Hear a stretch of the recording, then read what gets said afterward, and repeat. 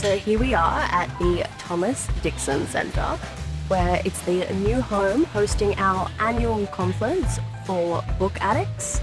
Coincidentally, GenreCon is also being held here this year, so it's really testing our sobriety. La-di-da-di-da. Oh my goodness, what amazing writers we have here. So we have Casey, Shay, Lucinda. What do you guys love about GenreCon? Community? Yes, absolutely. Like all of us said, we all went for QWC and like our bonds with like just thinking through GenreCon. Like we hang out every GenreCon. We have our own little writing group. Not everyone's here at the moment. We all met through the QWC, and GenreCon is something that is really special to all of us. Yeah, writing can be a really lonely business just by virtue of, you're sitting on your laptop writing your own thing, so it's nice to have opportunities to connect with other people who are very sporting like groups.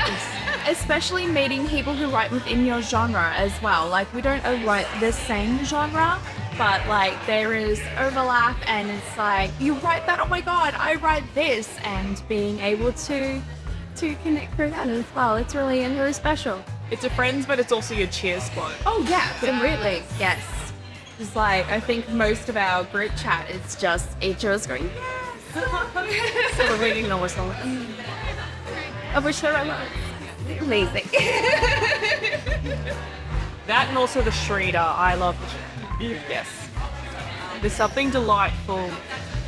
It sounds a little bit gruesome to say, like, listening to the stories be ripped apart, but that's not really the point. The point is that, like, getting that perspective of what agents or publishers might be seeing, and that you go and approve your own work. So, and people were brave enough to submit their work for that process. Really, really, really awesome. Great. I love the pitching events. I've been pitched this year, but I know a lot of my friends did, and they were quite successful. And I know a lot of people have been picked up during these events, and it's quite cool and very special. So should we summarize that? It's the community, the shreader, and the pitching. Yes. Agreed. I think this is my favorite.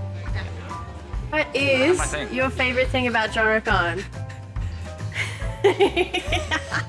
I'll just put that in. Okay. I love that you can go up to just about anyone in any session doing anything, and you can just have an amazing conversation with them, and you can make such fast friends with people. Even if you don't think you have anything in interest or in common with them, you do. You just got to find out. So I love that it's like a festival for writers and that everybody is taken care of here. I feel like that even if I came here just as a regular participant, they'll have a really good time. So our long-suffering translator, David, the powerful octopus, what do you love about GenreCon? I think at GenreCon, it doesn't matter what stage of your writing journey you're in, whether you're a rank beginner or you've published like 40 books, you're always welcome here. It's a place for writers. I feel like the people are always great, so I love getting to socialise, but all the panels are really informative as well. I just went to a workshop on Eastern versus Western narrative structures, and that was really, really good. Well, I love the diverse crowd that it pulls. You've got your artists, you've got all your different genres, you've got young people coming in like in droves, so talented, and just like finding out everything that's happening in the space and enjoying the creativity. This being your first time you've ever been? The people, just everybody's so nice, so supportive, and it's just been a really great experience all the way around. Oh my god, this is so fabulous. Yeah. I think this is my first or second time to jump them. I think it feels like my first time because I definitely have been here, yes, or a fancy location like this, but I'm really impressed. Like, I'm really enjoying it. Yeah, me too. It's fun. All the panels I think are great. I was on a panel yesterday morning, the audience was attentive and they asked really interesting questions. I'm like, wow, this is an engaged audience. Yes. So I was happy to be in a space with a lot of people that are like serious about the craft. Queensland punches above its weight. It does. Australia punches above its weight. in the fantasy sci-fi genre area. I was contacted during COVID by a lecturer from the University of Cologne, the Centre of Australian Studies at the University of Cologne. Yeah, it was because of me. I gave her a list of names because she was wanting to do research in why Australia is so good at fantasy and sci-fi. Yeah, so we were part of a thesis on that. Hey Dana, so here we are, 8:16 after GenreCon has finished, still talking about books. What is your favorite thing about GenreCon? I love learning things about craft that I didn't think about before. I love getting inspiration, and I love meeting fellow authors in the space and collabing. And what are you working on right now? I'm working on a sort of fantasy about two people who are not true loves, but they're gonna make it work.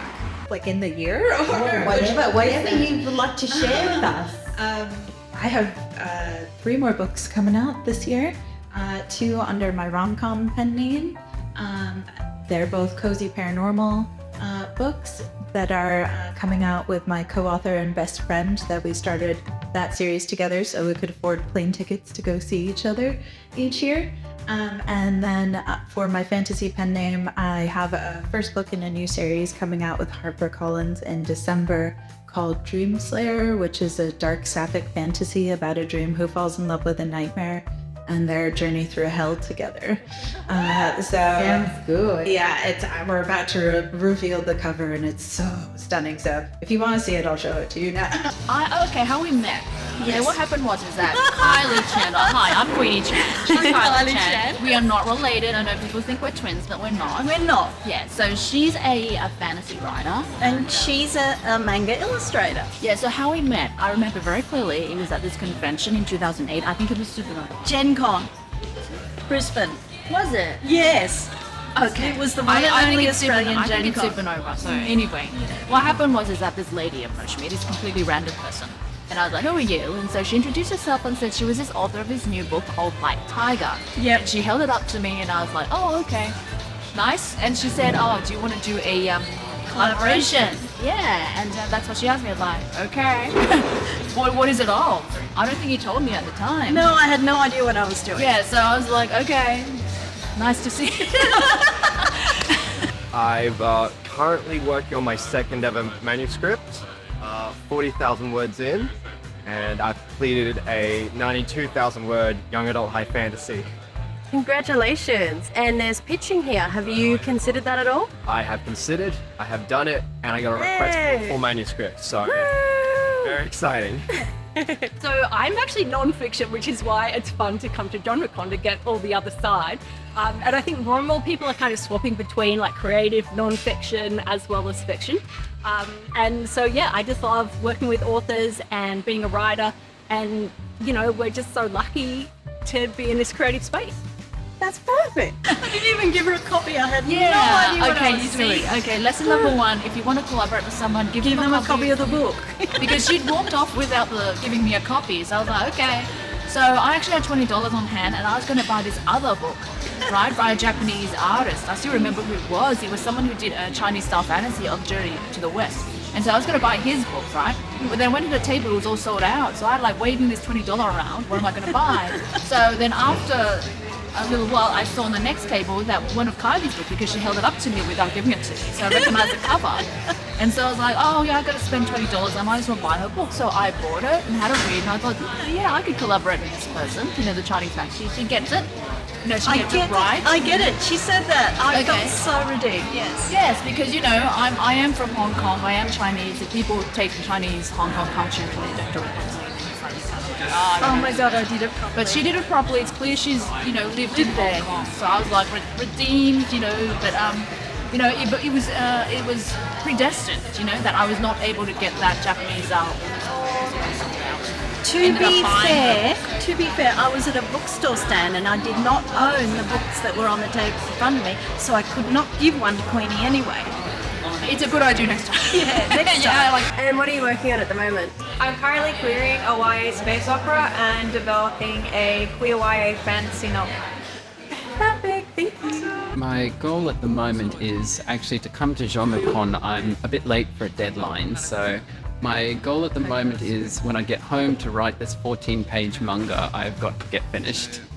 Think about what you're going to do and you're going to teach someone to. I was such a novice. But anyway, it doesn't matter. Eventually, we ended up working 4 years later. Our book, Small Shen, came out. So she gave me a script that was for a prequel first series. And I was like, this is too long to adapt into a graphic novel. So why don't we just adapt half of it into a mix of prose and comics?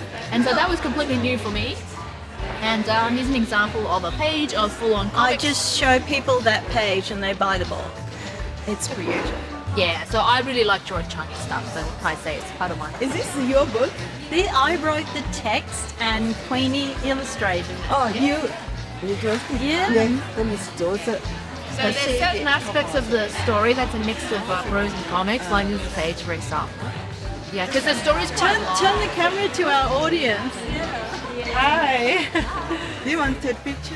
We're doing an interview right now.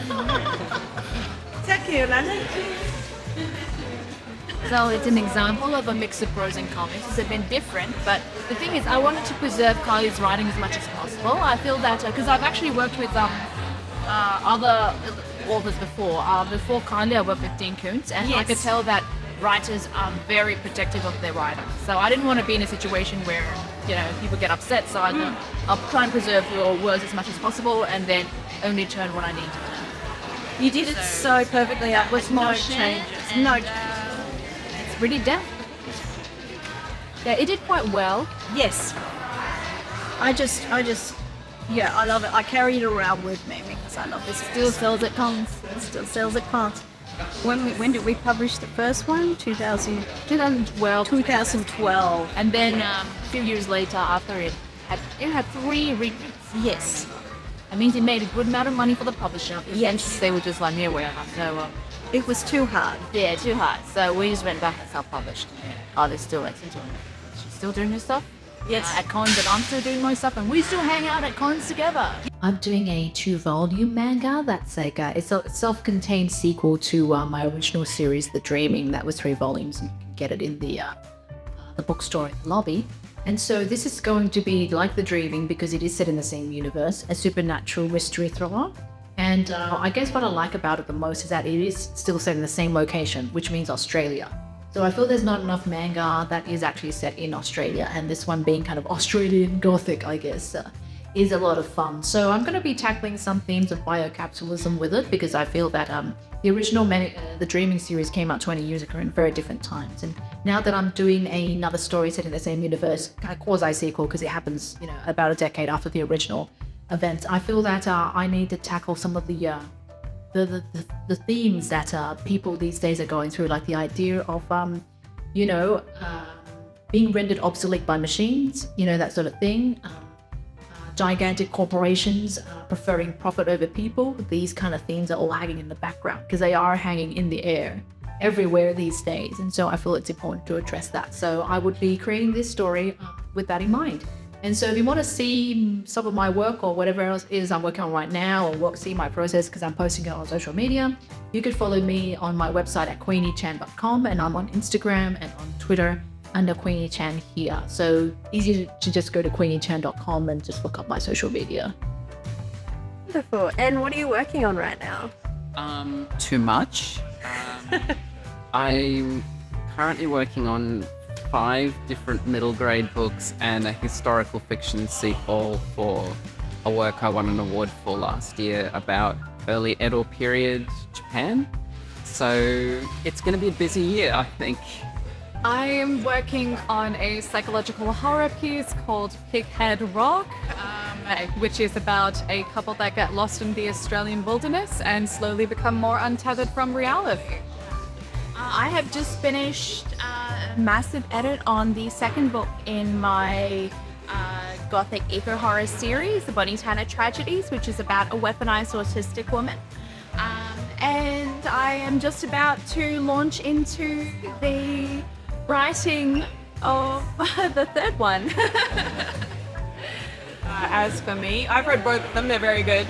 But as for me, I am working on pitching this year a YA portal fantasy working title Breaking Light, which asks the question, what happens when the chosen one doesn't show up? And in my case, my protagonist decides that she's going to steal their identity, trick their sidekicks, and go rescue the damsel. And that's here's this planet. I confirm that one's also amazing. Love it, guys. That's so nice. What are you working on, Joe? Oh my gosh, guys, I am working on. Seriously? Seriously. Okay. Okay. I am working on, at the moment, I'm working on a cozy mystery. So, it's called The Yellow Painted Halls. Yes. Heavily inspired by the yellow wallpaper of our shop 10 years ago. And it's basically these two sisters, very independent, very driven, very strong, but they attempt to renovate their very first home in the rigid Australian outback, which is the only place that they could afford a home. And they're there under increasingly attractive contractors and just serial killers. Yay! Bodies underneath the house. We love that. Is this one like to like crim romance? Criminy? Kind of, but it's not like quite romance. So I love this though. It sounds amazing. So you'll be dropping that in the GC real soon? Oh yeah. Yes. Awesome.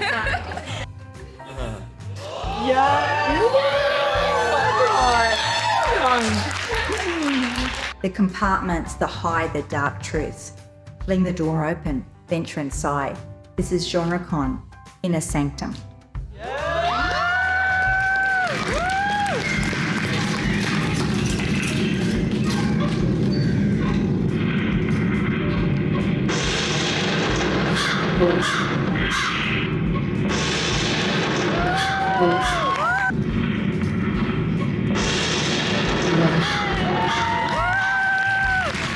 There's 50 Genre Conjurer tickets, so please sign it up. I'm exhausted, happily so, and I hope that you had an amazing weekend. Thank you so much for being here.